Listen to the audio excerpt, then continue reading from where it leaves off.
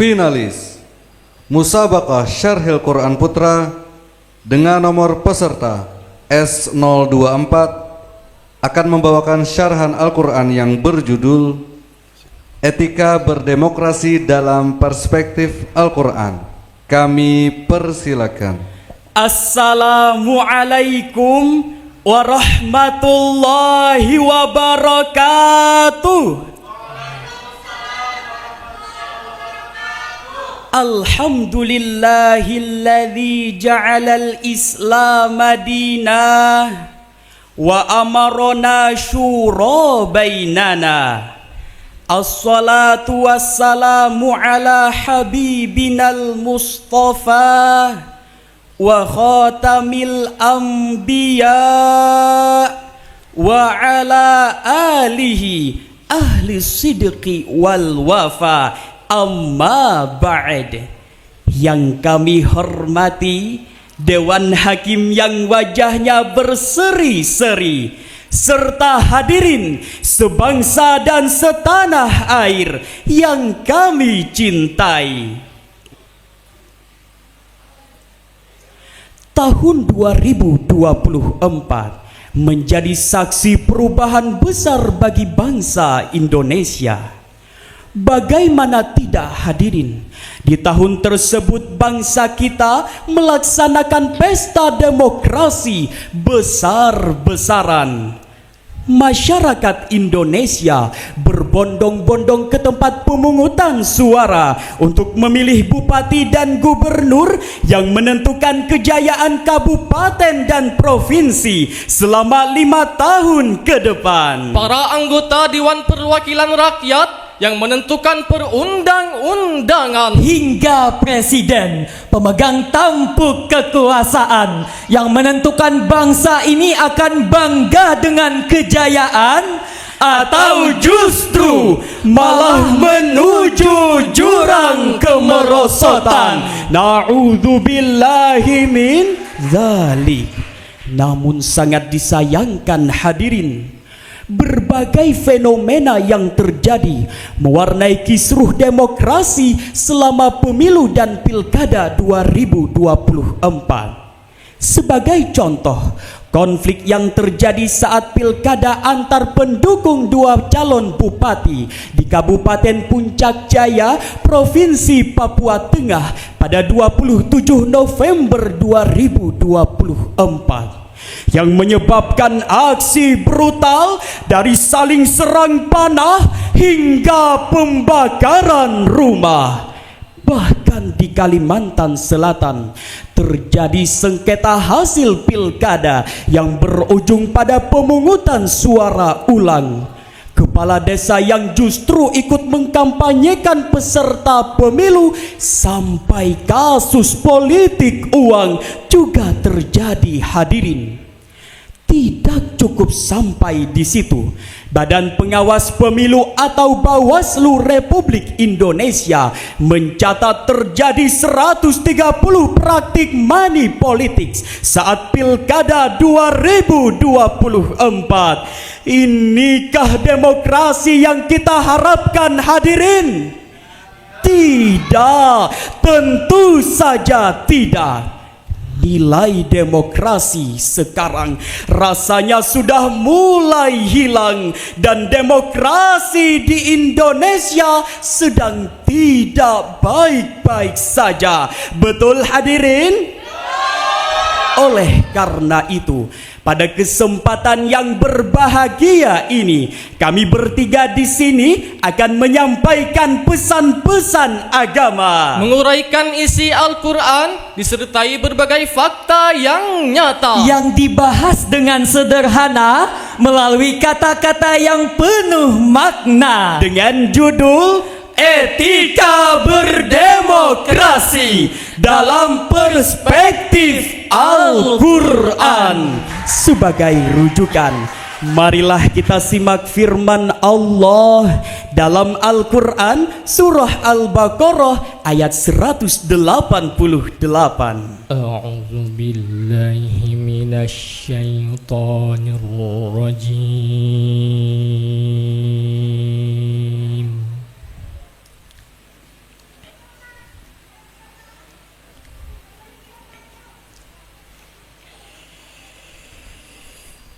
Bismillahirrahmanirrahim.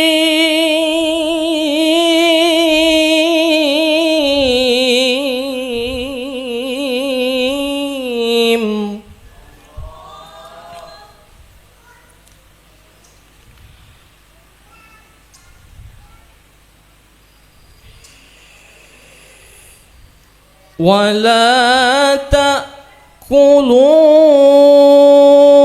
أموالكم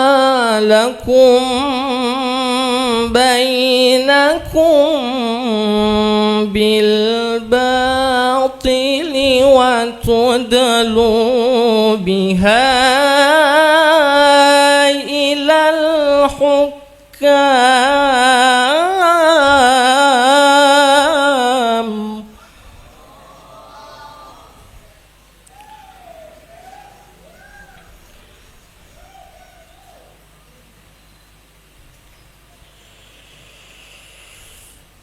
وتدلوا بها إلى الحكام لتأكلوا فريقا من أموال الناس بالإثم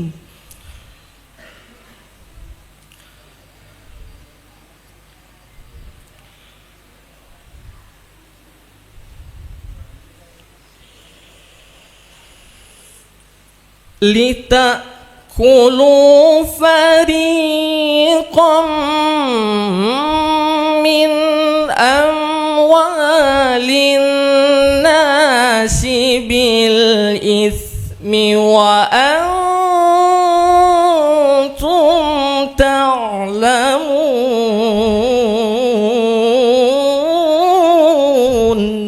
Aku berlindung kepada Allah dari godaan setan yang terkutuk dengan menyebut nama Allah yang Maha Pengasih lagi Maha Penyayang.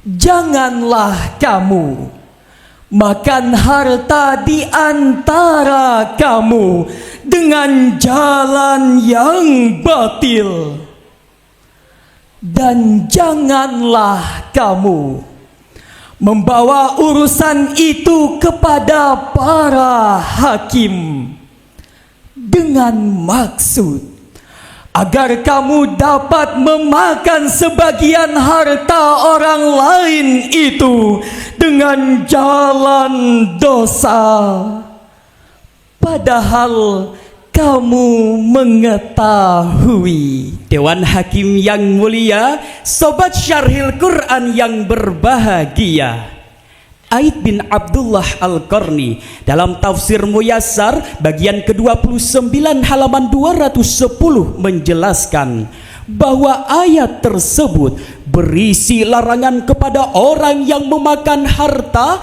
dengan jalan yang batil. Sebagaimana kaidah fi'il nahi, al-aslu fin nahi lit-tahrimi. Asal suatu kata larangan menunjukkan arti haram. Jadi teman-teman, janganlah sekali-kali memakan harta dengan jalan yang batil. Lalu seperti apa jalan yang batil itu, hadirin? Beliau juga memberikan contoh cara yang batil, seperti sumpah palsu, ghasab, mencuri, suap, riba, dan yang lainnya. Adapun menurut Profesor Dr. Muhammad Quraisy Shihab dalam tafsir Al-Misbah jilid 1 halaman 414, hal yang dilarang dan sering dilakukan masyarakat adalah menyogok. Betul hadirin, menyogok berkaitan dengan etika demokrasi. Islam menyamakan politik uang dengan suap atau riswah yaitu suatu pemberian dari orang lain dengan tujuan agar melakukan sesuatu sesuai keinginan orang itu. Praktik politik uang adalah bentuk hilangnya etika demokrasi di negara kita. Bahkan masyarakat kita menganggap bahwa uang pemberian dari tim sukses adalah rezeki musiman yang sangat disayangkan jika ditolak. Yang parahnya lagi, masyarakat saat ini sudah menormalisasikan suap menyuap dan menanti serangan fajar di setiap pesta demokrasi. Teman-teman, ngakunya Islam agamanya. Iya. Ngakunya anak muda yang teguh imannya. Iya. Tapi digoda serangan fajar, ambil amplopnya. Iya. Dan pilih pemimpin yang banyak nyogoknya. Iya. Jangan ya dek ya, jangan. Dan perlu kita ingat hadirin, uang suap yang dibelikan minuman akan menjadi darah. Uang suap yang dibelikan pakaian akan menjadi teman ibadah. Dan tubuh yang dihidupi dengan uang suap akan menjadi tanah, hingga pada akhirnya hidup dalam keadaan melarat. Siksa mengintai saat sekarat. Dikubur tak dapat menjawab pertanyaan malaikat, dan siksa api neraka menjadi balasan di akhirat. Jika hal ini terus-menerus kita biarkan, maka dapat menyebabkan bangsa ini jauh dari rahmat Allah Subhanahu wa Ta'ala. Karena perbuatan suap ini hadirin sangat dilarang, sebagaimana telah disebutkan di dalam sebuah hadis. An Abdullah bin Amr qala Rasulullah sallallahu alaihi wasallam, la'natullahi 'alar rashi wal murtashi. Dari Abdullah bin Amr berkata, Rasulullah sallallahu alaihi wasallam bersabda, Allah melaknat penyuap dan yang menerima suap. Hadis riwayat Ahmad. Hadirin, jika seorang pemimpin atau pejabat berhasil meraih kedudukan dengan cara yang batil, maka dikhawatirkan akan timbul tindakan negatif berikutnya, seperti tindakan korupsi, menggunakan kekuasaan untuk kepentingan pribadi.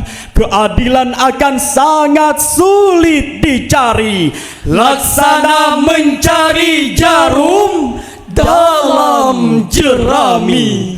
Bahkan yang lebih parahnya lagi hadirin, keluarganya sendiri akan duduk di tahta tinggi menikmati harta yang diwarisi, sementara rakyat dijajah di tanah sendiri akibat suara yang dapat dibeli. Ujung-ujungnya negara rugi dan semakin banyak rakyat yang akan terzalimi. Astaghfirullahaladzim. Agar semua hal itu tidak terjadi, maka konsep demokrasi harus berpegang teguh pada 5 prinsip, yaitu keadilan, al-adalah, persamaan, al-musawwah, kemerdekaan, al-huriyah, musyawarah, asyura, dan pertanggungjawaban, al-mas'uliyah. Demikian ungkapan Aat Hidayat dalam jurnal Ad-Din volume 9 nomor 2. Sobat Syarhil Quran, berkaitan dengan etika demokrasi, kekuasaan dan kewenangan yang dicari bukanlah untuk kepentingan pribadi, melainkan sebagai alat untuk melayani dan mengayomi kepentingan masyarakat. Sebagaimana firman Allah dalam Al-Quran surah Shad ayat 26. Ya Daud inna جعلناك خليفة في الأرض فاحكم بين الناس بالحق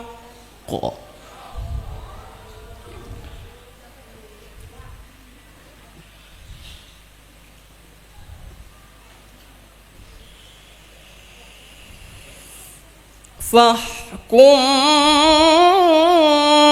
بين الناس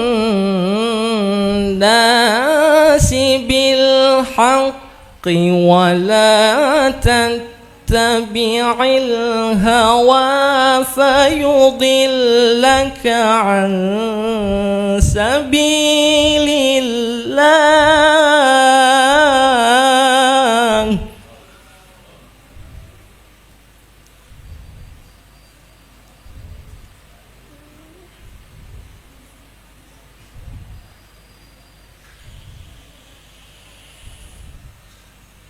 إن الذين يضلون عن سبيل الله لهم عذاب شديد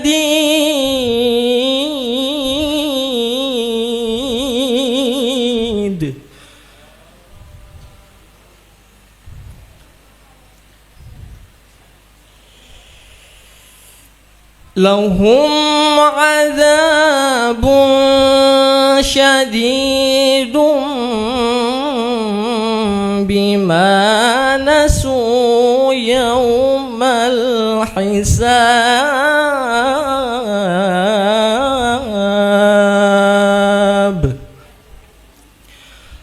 صدق الله العظيم.